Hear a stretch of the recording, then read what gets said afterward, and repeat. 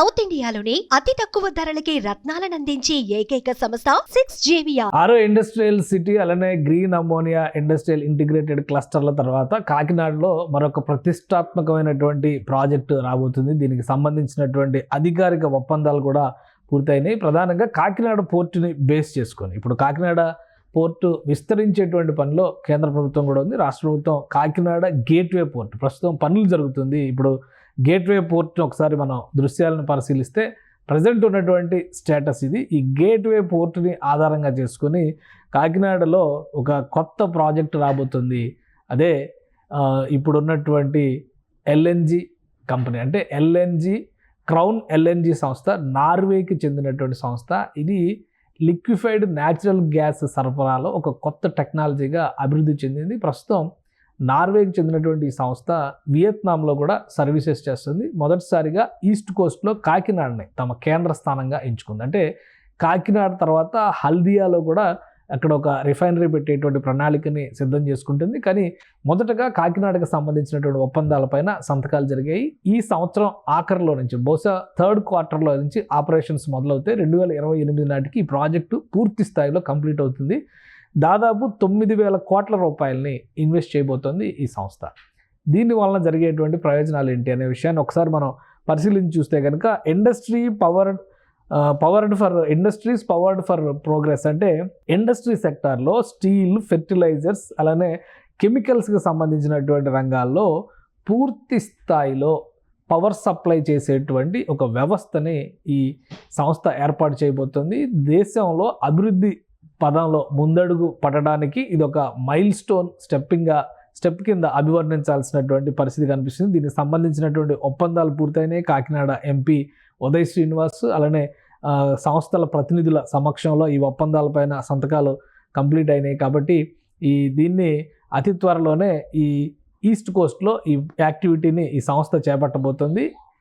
LNG అనేది రాబోయేటువంటి రోజుల్లో, లిక్విఫైడ్ న్యాచురల్ గ్యాస్ అనేది రాబోయేటువంటి రోజుల్లో ఒక కీలకమైనటువంటి ముందడుగుగా పారిశ్రామిక రంగంలో కనిపిస్తుంది. ఇది నమూనా చూస్తే కనుక ఈ విధంగా ఉంటుంది. ఇక్కడ అంటే కాకినాడ పోర్టుకి ఒక ఈశాన్య దిశలో 11 కిలోమీటర్ల దూరంలో ఆఫ్ షోర్లో ఎల్ఎన్జి షిప్లని అక్కడ ఎస్టాబ్లిష్ చేసే విధంగా జీబీఎస్ విధానంలో, కంప్లీట్ గ్రావిటీ బేస్డ్ సిస్టంలో ఇక్కడ డెవలప్ చేస్తారు.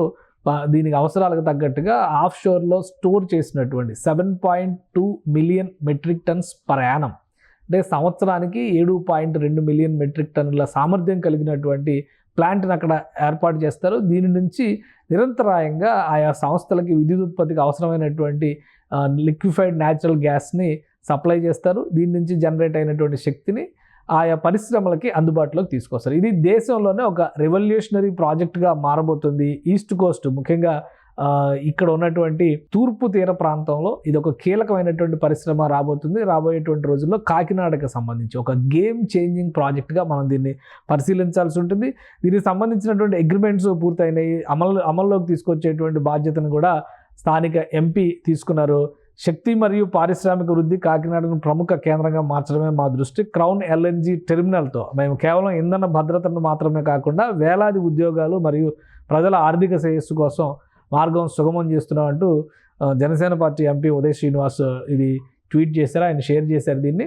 సో అంటే రాబోయేటువంటి రోజుల్లో ఇక్కడ దాదాపు 4,000 ఉద్యోగాలు ఈ పరిశ్రమ వలన జనరేట్ అవుతాయని చెప్పని ఈ ఇండస్ట్రియలిస్టులు చెబుతున్నారు. అలానే ఒప్పందం సారాంశం ప్రకారం చూస్తే కూడా రాబోయేటువంటి రోజుల్లో దీని సామర్థ్యాన్ని మరింత విస్తరించేందుకు కావలసినట్టుగానే డిజైన్ అనేది ఉండబోతుంది.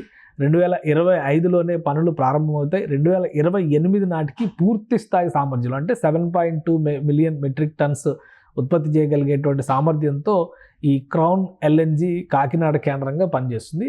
రెండవ కేంద్రాన్ని హల్దియాలో ఏర్పాటు చేసేటువంటి ఆలోచనతో ఉన్నారు. కానీ ఇది మొట్టమొదటిసారిగా ఇండియా వస్తున్నటువంటి లేటెస్ట్ టెక్నాలజీ. నార్వే డెవలప్ చేసింది. ఇది పూర్తిగా నార్వేజియన్ టెక్నాలజీ. తర్వాత దాన్ని వియత్నాంలో ఎక్స్పెరిమెంటల్గా అమలు చేశారు. అక్కడ సక్సెస్ అయింది. 3వ అడుగు కాకినాడలో వేస్తున్నారు. ఇక్కడ ఈ పనులు ప్రారంభమైన తర్వాత అతి త్వరలోనే ఇండియాలోనే హల్దియాలో మరొక ప్లాంట్ పెట్టేటువంటి ఆలోచనతో ఉన్నారు.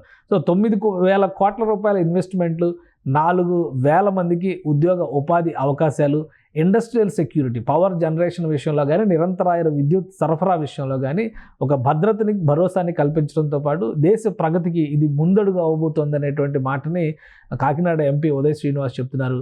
సో రాబోయే రోజుల్లో కాకినాడలో ఇదొక 3వ అతిపెద్ద ప్రాజెక్టు, కూటమి ప్రభుత్వం ఏర్పడిన తర్వాత 3వ అతిపెద్ద ప్రాజెక్టుగా పరిగణించాల్సి ఉంటుంది. అతి త్వరలోనే ఈ పనులు ప్రారంభించేందుకు ఇరువైపుల నుంచి కూడా ప్రయత్నాలు జరుగుతున్నట్టుగా వాళ్ళు ట్వీట్ చేశారు.